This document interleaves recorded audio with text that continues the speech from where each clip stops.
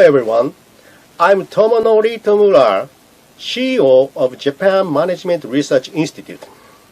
Today, as the Asia Youth Leaders 2024, I'd like to give you some hints toward your success from business perspectives at this lecture.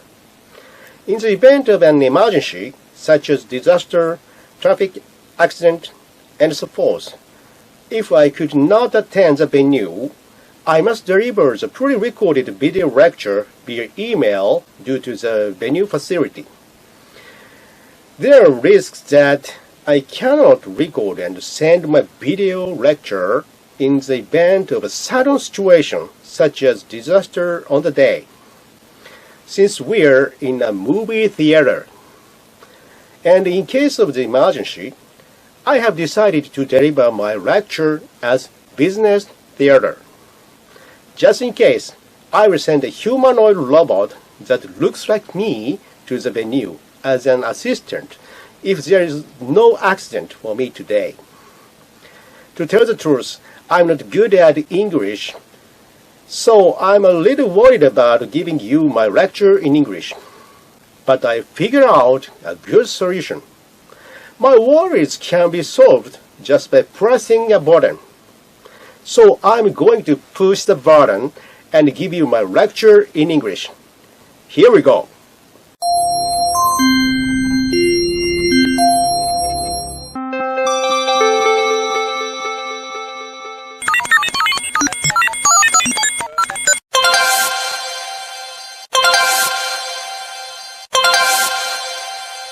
Hello everyone.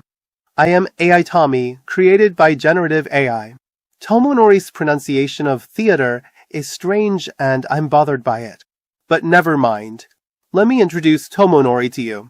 He was born in Osaka and now lives in Tokyo. He graduated from Waseda University and then studied for his MBA in the United States.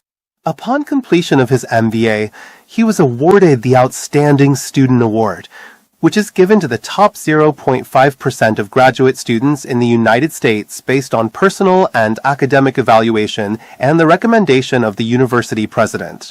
While enrolled in a PhD program at a graduate school in the United States, he was selected to participate in a mission to the United Nations as a mission expert. At the United Nations, he worked as an internal auditor and a fraud investigation specialist, as well as a strategic planning expert leader for the United Nations, and was also involved in the promotion and dissemination of human rights awareness, ESG, SDGs, CSR, etc. After completing his assignment at the United Nations, he engaged in human resources and general management and auditing at the executive level in Japanese private companies. He was also a part-time lecturer at the Graduate School of Okarama University. In academia, he served as a board member of the Japanese Association of Administrative Science. In addition, he has served as an advisor and consultant for IT companies and as an advisor for a global flight management company for private and business jets. He is an expert in advising management teams of publicly listed companies and other professionals, including lawyers and auditors. His areas of expertise include business and human rights, compliance, ESG, sustainability, auditing, corporate governance, disaster response, risk management, diversity management, counterterrorism, and so forth. For more information, see the QR code to view his profile. I get tired to read his long profile. Bye-bye. Nice try. Not bad. Okay, AI Tommy. It's summer vacation season now, so do you have any more images of summer available?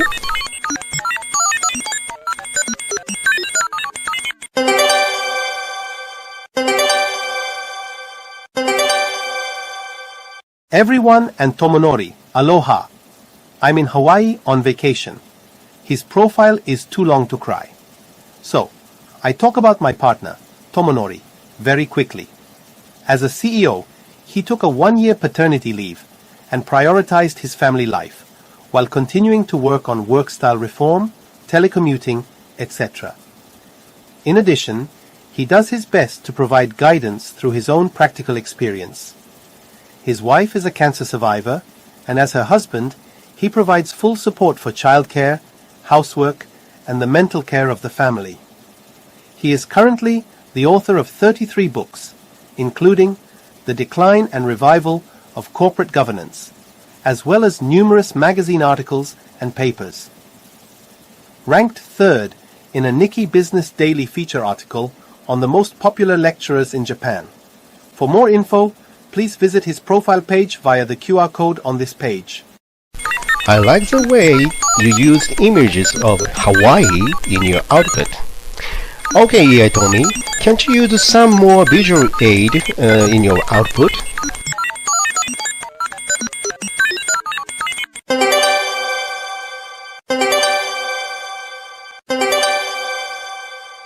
Let me whisper about Tomonori's family. We are 4 in our family, my wife, son, mom, and me. His wife is a nurse and lecturer at the School of Nursing, Tokyo Metropolitan Public University. His son is 11 years old, the 5th grade of elementary school. His son told Tomonori that he wanted to dye his hair blonde during the summer holidays. Tomonori went to the hair salon with him to support him in his new challenge last month. Now, his son's head is a mix of blonde and black hair, like caramel-covered pudding. Tomonori's mother is a professor of the Japanese art of tea ceremony and flower arrangement. Well done. Nice try. Thank you for introducing my family. Okay, AI Tommy, can't you produce business-like output from now on?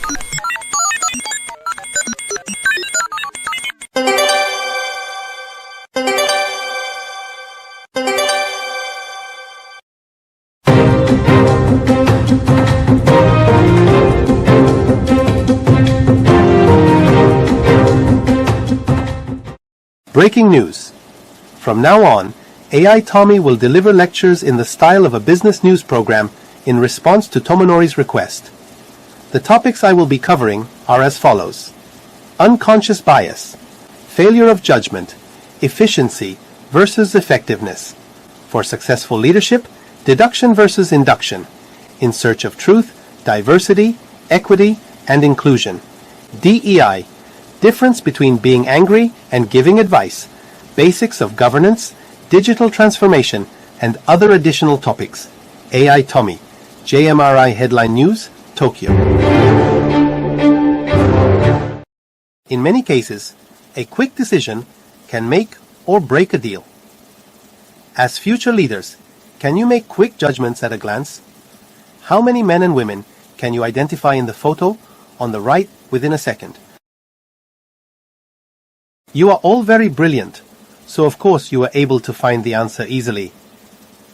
The best answer to this question is, of course, that it is impossible to find out how many men and women there are just by looking at this photo.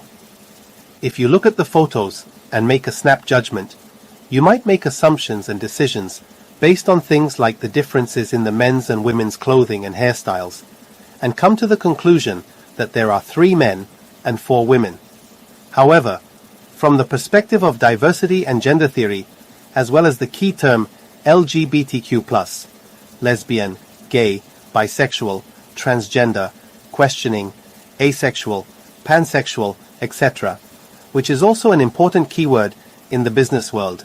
Even if the person in the photo is wearing a suit sold in the men's or women's section, the sexuality of the person, male or female, should not be determined by their appearance, clothes, or makeup. Efficiency and speed are important in business. However, making decisions that have a negative impact on people, companies, or society can result in legal violations, being arrested or sued, consumer boycotts, or a crash in the price of your company's stock. As a basic prerequisite for business, effectiveness is required before efficiency. So, why are Japanese business leaders showing more interest than ever before in business and human rights, including LGBTQ+ issues? I have been involved in human rights promotion at the United Nations, but even now, it seems to me that the executives of Japanese companies do not necessarily have a high level of human rights awareness. The environment surrounding Japanese companies, which still have the low awareness of human rights, has changed greatly from the past. First of all, investment from shareholders and loans from banks are essential for corporate management. Nowadays, unlike in the past, the United Nations is leading a movement to improve society through finance, and companies that are not making efforts to address business and human rights issues such as ESG, environmental protection, active response to social issues such as human rights protection and strengthening of governance, are no longer receiving investment from shareholders and institutional investors, and banks are also becoming reluctant to lend money to companies that are not making socially beneficial efforts. Additionally, there are social demands such as the prohibition of discrimination based on gender, the elimination of discrimination against people with disabilities, and human rights due diligence, which involves checking whether there are any human rights violations in business throughout the supply chain, including not only large companies, but also small and medium-sized companies that do business with large companies, and these are gradually increasing the awareness of human rights among Japanese companies. Although some Japanese company executives have a high awareness of human rights, when looking at Japanese society as a whole, it seems to me that awareness of human rights in Japanese companies and society is far behind that of Europe and America. I am promoting awareness of business and human rights and education on human rights in Japanese society among executives and other employees of Japanese companies, financial institutions, and the general public. Next is a psychological test. Based on what face you think the beautiful girl with the necklace, who is looking away, will make when she turns around, let's check whether you are a good business leader or not. This is a famous photo that has been around for a long time, so please don't tell anyone if you know the answer. When this beautiful girl turns around, is it a smile, a crying face, a sad face, or a happy face? Now, what kind of face did you imagine for this beautiful girl? If you have seen this photo on TikTok or YouTube, you will have immediately realized that it is not a psychological test about love, but a trick. And if you are seeing this photo for the first time, you will have been able to see through the trick in this photo with your wonderful insight, without being influenced by my comments. This is a trick image from around 1888, the artist of which is unknown. The trick in this photo is that it makes you think the beautiful girl is looking away, and also that you can see the old woman's face. If you look at this photo along with the first trick, as shown by the red line in the photo on the left, you can see the outline of the beautiful girl's face, her ears, and her necklace. On the other hand, let's look at the photo on the right, following the second trick. As shown by the red line in the photo on the right, you can see that the outline of the beautiful girl's face is actually the old woman's large nose, the beautiful girl's ear are the old woman's eye, and the beautiful girl's necklace is the old woman's mouth. From a different angle, the things we see, society, incidents, common sense, etc., may reflect a completely different truth from what we have seen before. While assumptions, stereotypes, and generalizations can be useful for making efficient judgments, they also have the significant risk of failing to see the hidden truth, violating human rights, and losing business opportunities. I try not to fall into that kind of trap, but there is no one in the world who is perfect and never makes a mistake.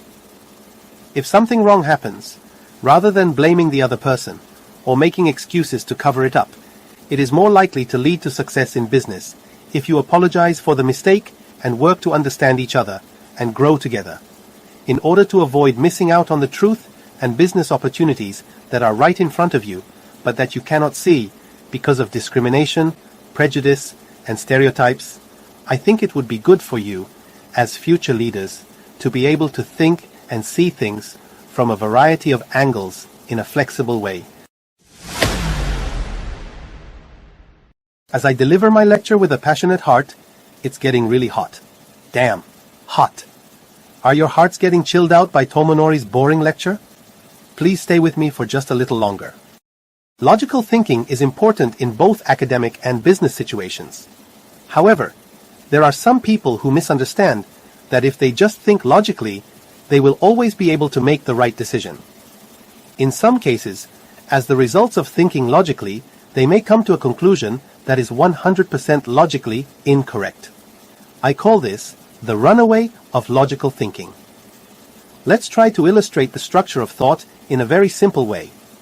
The starting point for your thinking is the assumptions you make, including what you believe to be true, what you consider to be obvious, the things you assume to be correct, even if they are wrong, and your fixed ideas and prejudices. There is a thought process that leads to a conclusion. If this thought process is logical, it becomes logical thinking, and if it is emotional, it becomes an emotional judgment. You start from some kind of thought premise, go through some kind of thought process, and arrive at a thought result. You usually use this as a conclusion reached through thought in your decision-making. The problem here is that no matter how logical the thought process is, if the assumptions on which the thought is based are not appropriate, then even if the thought process is 100% logical, the result of the thought will be 100% wrong. As an example of this problem that actually occurred in a Japanese company, there was a case in which an elderly male executive at a company was unable to adapt to current laws and social demands because his way of thinking was dependent on old-fashioned values and customs, and he lost a court case and was dismissed from his position. His argument for this illegal act was based on a bad habit that was common in Japan in the past and followed a very logical thought process. First of all, the assumption of his thinking was an old Japanese bad habit, that women should quit their jobs and support their husbands as full-time housewives once they get married. His thought process then worked very logically and clearly when his subordinate woman reported to him that she had gotten married. As a result of a very logical thought process, he told his subordinate that, since she was a woman, she should resign when she got married, and asked in front of the other employees when she would be leaving. As a result of his very simple and logical thought process, he asked his female subordinate about her plans to quit the company due to marriage, which is clearly illegal in Japan. If your thought process is logically correct, it does not mean that you will always be able to come up with the correct answer. The most important thing is that when you start thinking, you are unconsciously making assumptions about the right or wrong of things. As a good leader, you need to be able to consciously consider whether or not your thoughts and decisions are based on appropriate assumptions. Aloha! I lived in Hawaii for about 2 years. In Hawaii, after it rained, beautiful rainbows often appeared. In Japan, earthquakes occur more frequently than rainbows. What would you do if an earthquake occurred in Japan? Being prepared for risks and crises is one of the requirements of a good business leader. You can find a variety of disaster prevention apps in Japan, but here I will introduce the most popular apps for foreign visitors to Japan. Safety Tips notifies a user with disaster information in Japan. This is a free app developed under the supervision of the Japan Tourism Agency. If you are prepared, you don't have to worry. Perhaps if you feel that the movie theater is swaying, it's probably not because of an earthquake, but because of the fat humanoid Tomonori walking around. Let's try to simply express the difference between effective leaders and efficient managers using the same 3 English words. Transformational leaders who make society better are doing right things. However, managers who deal with things efficiently, regardless of whether it is better for society or not, are doing things right. The right in doing things right, which refers to effective transformational leaders, is an adjective and means doing the appropriate things. On the other hand, the right in doing things right, which refers to efficient managers, is an adverb and means doing things efficiently regardless of whether they are appropriate or not. In addition to efficiency and effectiveness, managers, and transformational leaders, I'll also talk a little about deduction and induction. Deduction is a method of responding to things that is often used by efficient managers, and it is a method of drawing conclusions by applying common rules and factors to a given situation.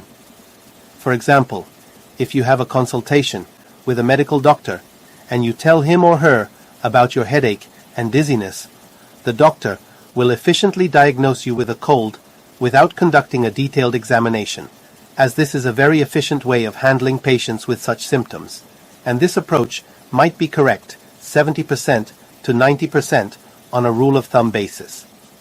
On the other hand, induction is the approach of observing the actual situation or circumstances without general assumptions, preconceptions, or stereotypes, and making judgments and responses based on the underlying principles and truths that can be derived from the diverse situations.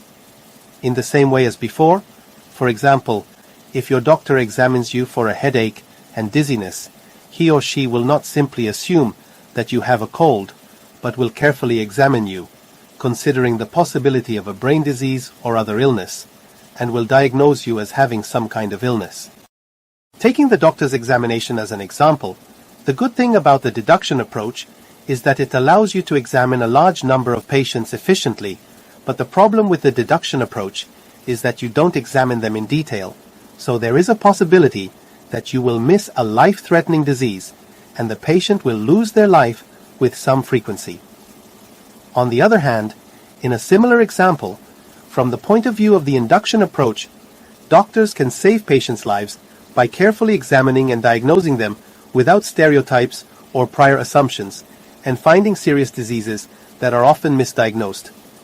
However, because induction approaches emphasize effectiveness over efficiency, a problem is that it may not be possible to diagnose many patients at once. In order to become a good leader, I recommend that you consciously work on being able to use both the deduction approach and the induction approach well. For example, in the case of medical doctors, when handling a large number of patients in a disaster situation using triage, it would be good to be able to respond to the situation by taking a deduction approach to save as many lives as possible, whereas in a normal situation, using an induction approach to carefully examine each patient and save their lives by not missing any life-threatening illnesses. When you are staying overseas, there may be times when you are happy, but there may also be times when you are worried about illness or injury. If you need an ambulance during your stay in Japan, please call 119. For information on how to use an ambulance in multiple languages, please scan the QR code. If you are suffering from love sickness, please contact me instead of calling 119. Humanoid Tomonori may be able to play Cupid for you. Trying to make the right decisions is one of the tendencies good leaders have. However, you need to be careful of the traps that anyone, including me, could fall into. I will introduce 5 major examples of cognitive bias as major traps that lie in the starting point of thoughts, assumptions. First, prior hypothesis. Making incorrect judgments based on stereotypes, false assumptions, or preconceived ideas. Second, escalating commitment. Making incorrect judgments due to excessive attachment to things. Thirdly, reasoning by analogy. To see things in an extremely simplified way. Fourth, illusion of control.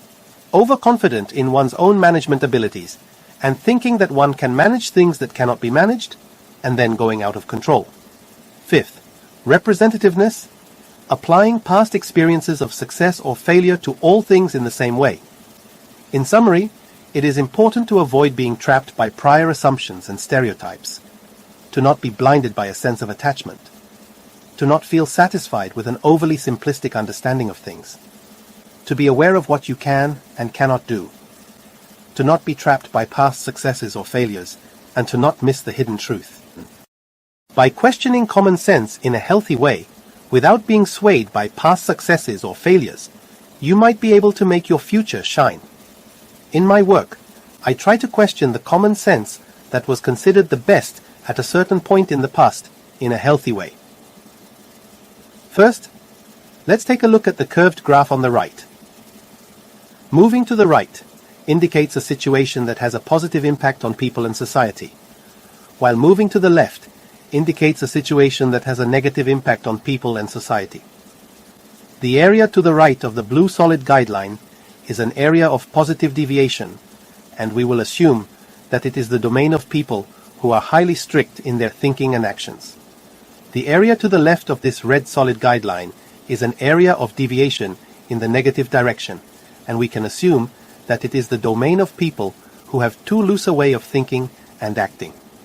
Assuming that 95% of people are statistically distributed between the red solid guideline on the left and the blue solid guideline on the right, what is generally considered common sense seems to exist between the red guideline and the blue guideline. We will assume that the median of common sense, indicated by the dotted line in the middle, is where most people feel that this is common sense, or this is correct. Sometimes older people say that the younger generation today lacks common sense and a sense of ethics, or that people from a certain country or cultural region lack common sense and a sense of ethics.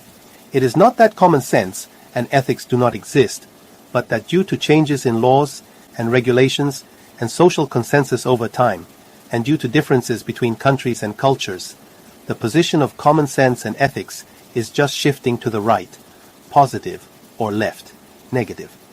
Let's consider an example of how the area where common sense, ethical values, and what is considered to be correct behavior can shift. Let's consider smoking on airplanes as the example. The common sense, ethical values, and correct behavior that were acceptable in the past are positioned on the dotted line curve graph on the left. In the past, it was possible to smoke on airplanes, and unlike today, there were more people who smoked, and it was a very natural and common sight to see the cabin filled with the smell of cigarettes.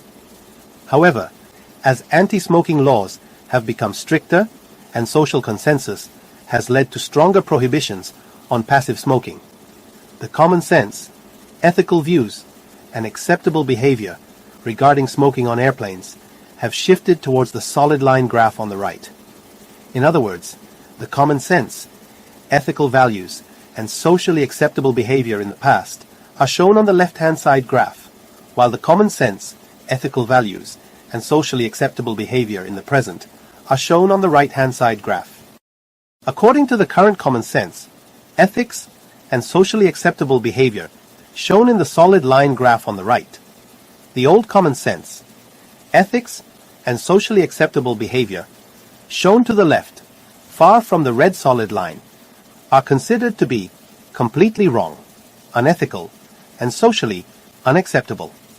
Anyone who is unable to adapt to the common sense, ethical standards, and socially acceptable behavior of the present day, without changing their old common sense, ethical standards, and socially acceptable behavior, is likely to be arrested for illegal activities, be sued for compensation, be dismissed or fired and lose their job, or fail to obtain investment or loans in order to run their business smoothly.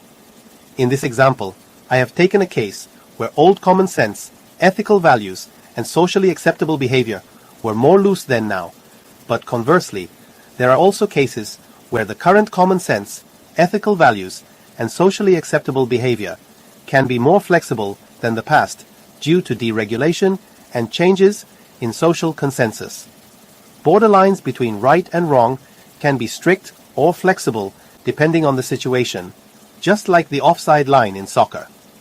I think it would be good if you could find the way to a new society, work, and daily life as a good leader, without being bound by past common sense, while also considering laws and socially acceptable behavior. If you are thinking of studying in Japan after this visit, perhaps this website could be a door to your future. The Study in Japan website, provided by the Japan Student Services Organization, JASO, contains lots of information for people interested in studying in Japan. JASO aims to foster creative individuals who can become the leaders of the next generation of society, while promoting international understanding and exchange. I studied abroad to earn Master of Business Administration, MBA, and I continue to study every day in order to understand my wife's woman's mind even a little more. Sometimes I think it would be very helpful for me if there was a graduate course called Master of Women's Mind at some graduate school. In the international business environment, there is a strong demand from the international community for various corporate social responsibilities, such as the Sustainable Development Goals, SDGs, diversity, equity, and inclusion, DEI, and ESG, which aims to strengthen corporate governance and actively engage in environmental protection and human rights and social issues. In Japan, there have recently been revisions to the laws concerning power harassment, and Japanese companies are working to eliminate harassment by executives and employees who use their workplace dominance as a background for their actions. Especially when a boss is giving instructions to her of his subordinate, the boss has to be very careful not to blame them. Also, leaders try not to attack the subordinate's character or dignity, as this is highly illegal, and many companies have started to take the problems very seriously. Assuming that you have become a leader in Japanese society, here is a brief summary of the difference between blaming and giving guidance to your subordinates and others, so that you can avoid committing illegal acts of workplace harassment when giving orders and managing your subordinates. I often give advice to executives and employees of Japanese companies about management, and one of the things I tell them is, solve problems without blaming others. While they may think they are giving enthusiastic guidance, there are a number of people who commit illegal acts of power harassment. In Japanese companies, the following issues are becoming more and more problematic: blaming others, expressing violent emotions to the other person, like dodgeball, dictatorship, getting the other persons to obey you unconditionally. On the other hand, the following approaches are particularly effective for avoiding harassment in the workplace: supportive advice, two-way free and open communication, like catchball, enhancing the performance of the group by making the most of the strengths of each member as the good leadership, leading with respect for diversity. It is important from both a management and compliance perspective to explain what was done well and what needs to be improved, and to support the member so that they can perform better, rather than severely criticizing their mistakes and shortcomings. Have you ever tried a hot spring in Japan? There are many different types of hot spring spas in various locations throughout Japan, and they have long been used for the treatment of illnesses and injuries. You may have seen videos on YouTube or TV that show people entering a hot spring with a bath towel wrapped around them, but that is because they have received special permission to use the towel for filming purposes. Basically, it is prohibited to put a towel in the hot spring at most hot spring spas. In most hot spring spas, you are required to take a bath without wearing any clothes. But there are also hot spring spas where you can wear a swimsuit, and private hot spring spas that can be reserved for a certain period of time. The Japan Tourism Agency provides free YouTube videos that summarize things like how to enjoy hot spring bathing and sightseeing tips, so you can scan the QR code for reference. Sulfur springs are characterized by a smell similar to farting. But if you smell something like a sulfur spring here, it's not because I farted, because I'm a humanoid.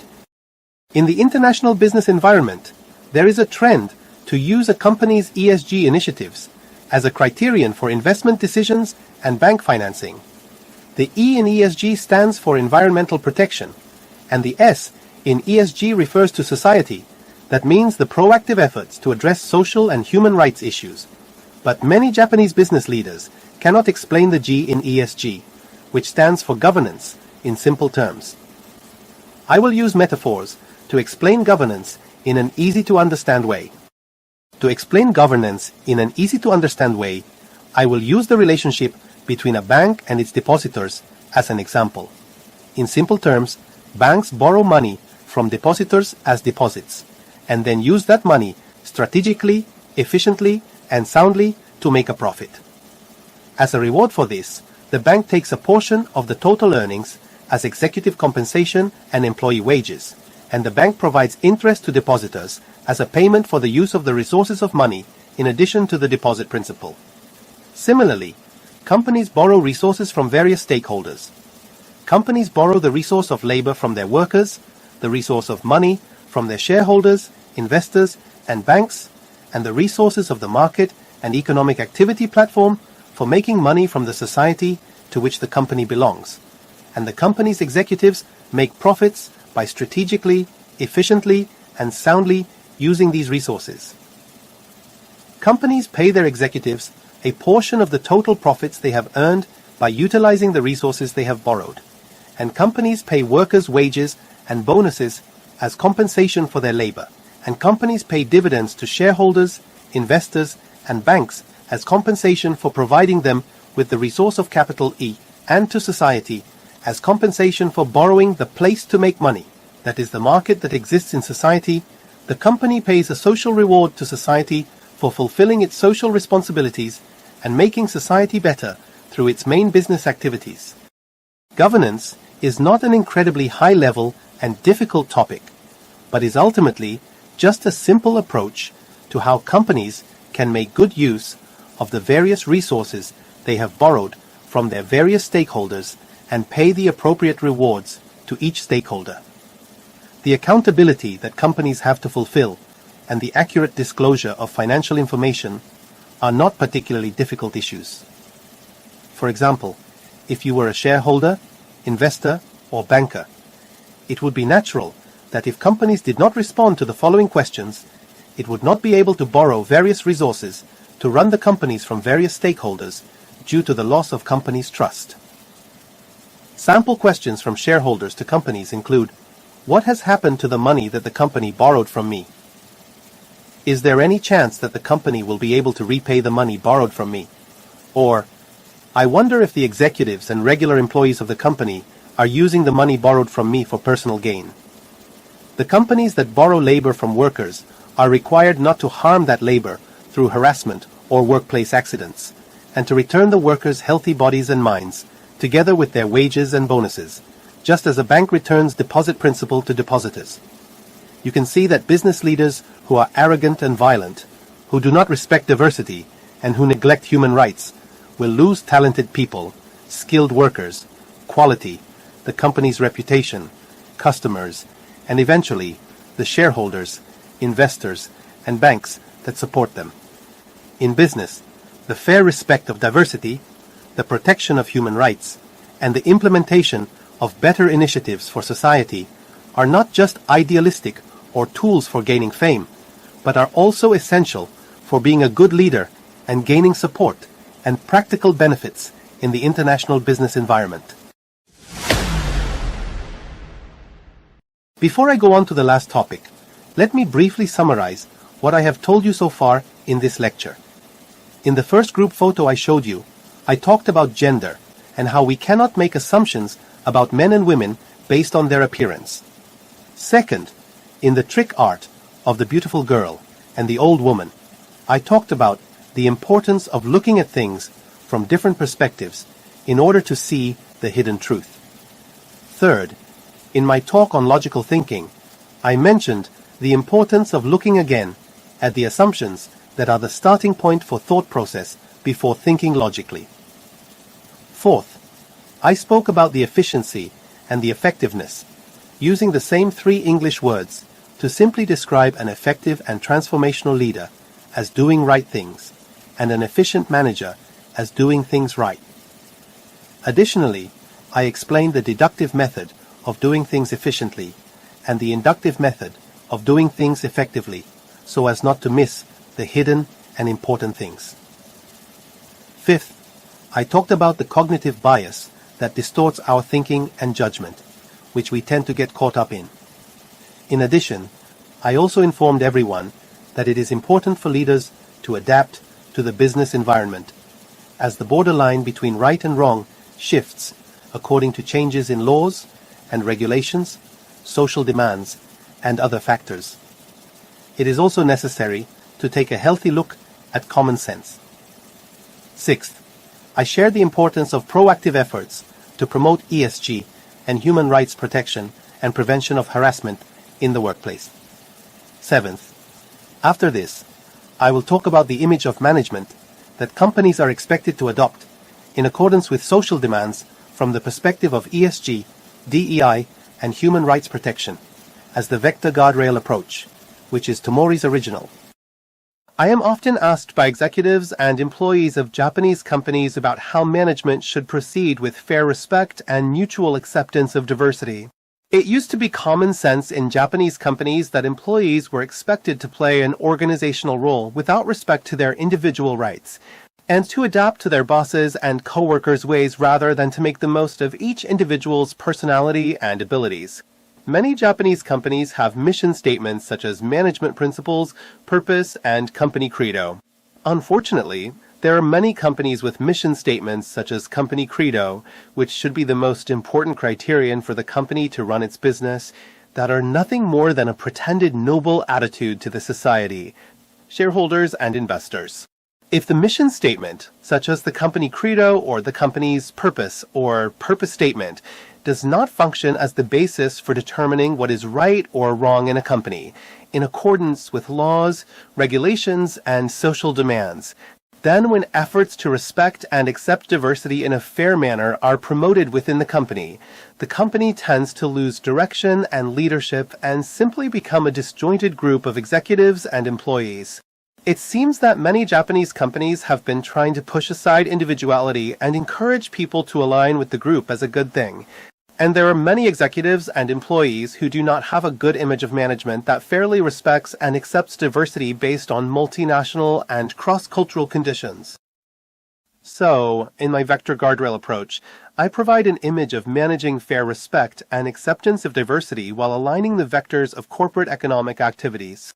This is an image of executives and employees accepting each other's diverse ways of living and working in gentle partnership, with the direction and vector of the arrow indicated by the yellow dotted line toward the goal of corporate economic activities indicated by the star, within the guardrails of the acceptable range as a company in accordance with laws, regulations, and social demands. While Japanese companies excel at team play, they tend to fail to make the most of their diversity. Instead of spoiling individuality and forcefully assimilating people through peer pressure, we need to be flexible and widen the space between the right guardrail and the left guardrail with the human rights protection, so that we can maintain a gentle connection while utilizing diversity with the mission statement of company policy and purpose and other initiatives that are commonly important in the company as the axis of judgment. It is important to ensure that the company fairly respects and accepts the diversity of its officers and employees as long as they are working toward the economic goals and as long as they are within the right and left guardrails along the arrow vectors. Like employee A, even if she or he hits the guardrail due to problematic behavior, as long as she or he corrects her or his direction and works according to the vector, she or he is accepted by this company. A person who can work effectively and efficiently, such as employee B, will be highly valued by the company. Also, Japanese companies need to work to ensure that people like employee C, who is not efficient but can do a wide range of work, or like employee D, who has a disability and cannot do the same work as everyone else around him or her, for example, can be accepted in their company. However, in a case like employee E, who violates laws, regulations, and the human rights of others, and is arrested for illegal activities, the company will have to fire her or him in accordance with laws, regulations, human rights, and social demands. According to laws, social demands, and ESG, Japanese companies are required to make efforts to accept people as long as they stay within the guardrails along the vector.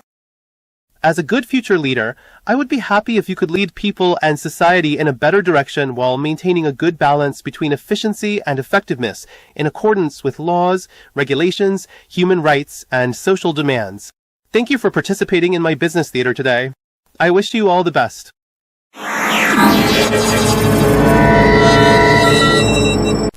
Thank you for joining the business theater. I wish you all the best. Good luck.